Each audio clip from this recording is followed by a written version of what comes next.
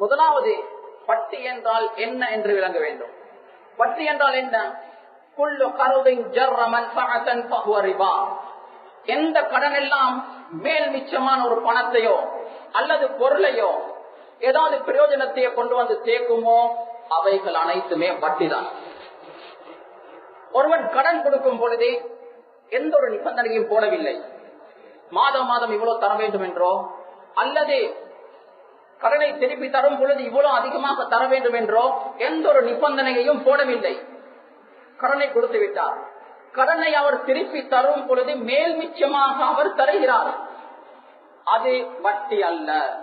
அதற்கு இஸ்லாம் சொல்லக்கூடிய பெயர் ஹுஸ்னுல் கபா, கடனை அழகிய முறையில் நிறைவேற்றுவது.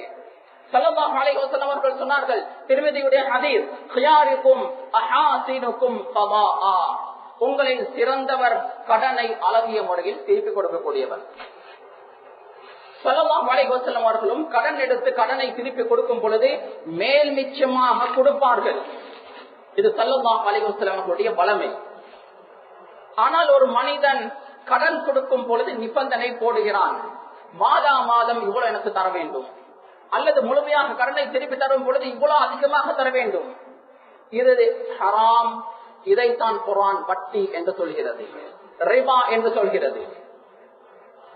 கண்ணியமான சகோதரர்களே, பெரியோர்களே, பேங்க்ல கடன் எடுக்கக்கூடியவர்கள் அவர்கள் பகீர்களும் அல்ல, மிஸ்கீன்களும் அல்ல, சோத்துக்கு வழி இல்லாதவர்களும் அல்ல. அவர்கள் ஏன் கடன் எடுக்கிறார்கள்? அவர்களுடைய பிசினஸை டெவலப் பண்ணுவதற்காக வேண்டி. இதற்கு சொல்லப்படும் கமர்ஷியல் லோன், கமர்ஷியல் இன்ட்ரெஸ்ட்.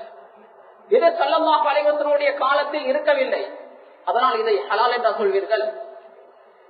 ஹராமாக்கப்பட்ட அனைத்துமே குர்ஆனில் இருக்க வேண்டும் என்ற அவசியம் கிடையாது.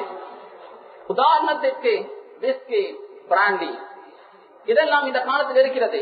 ஸல்லல்லாஹு அலைஹி வஸல்லம் காலத்தில் இருக்கவில்லை. அதனால் ஹலால் என்று சொல்வீர்கள். இதனுடைய அடிப்படை குர்ஆன் ஹதீஸில் இருக்கிறது. குல்லு முஸ்கிரின் ஹராம், போதை ஏற்படுத்தக்கூடிய அனைத்துமே ஹராம் தான். அது என்ன பெயரில் வந்தாலும் சரி, எந்த தோற்றத்தில் வந்தாலும் சரி.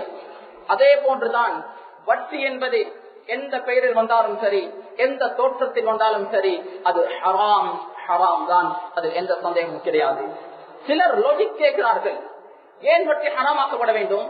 அதனுடைய பிசினஸ் தானே, அதனுடைய ப்ராஃபிட் தானே, ஏன் ஹராமாக்கப்பட வேண்டும்? என்ன லாஜிக், என்ன காரணம்? இதனுடைய அர்த்தம் என்ன தெரியுமா? நீங்க லாஜிக்க சொல்லுங்கள். அந்த லாஜிக் என்னுடைய மூளைக்கு படல் என்றால் அல்லாஹ்வுடைய இந்த கட்டளை நான் ஏற்க மாட்டேன். இதுதான் இதனுடைய அர்த்தம். இதற்கு உதாரணம் என்ன தெரியுமா? என்னிடத்தில் ஒரு வேலைக்காரன் இருக்கிறான்.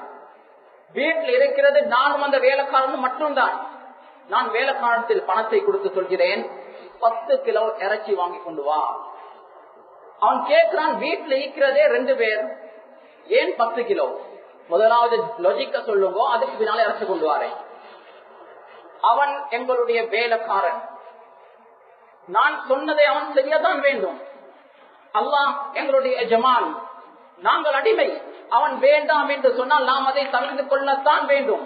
எந்த லாஜிக்கையும் கேட்க முடியாது, எந்த காரணத்தையும் கேட்க முடியாது.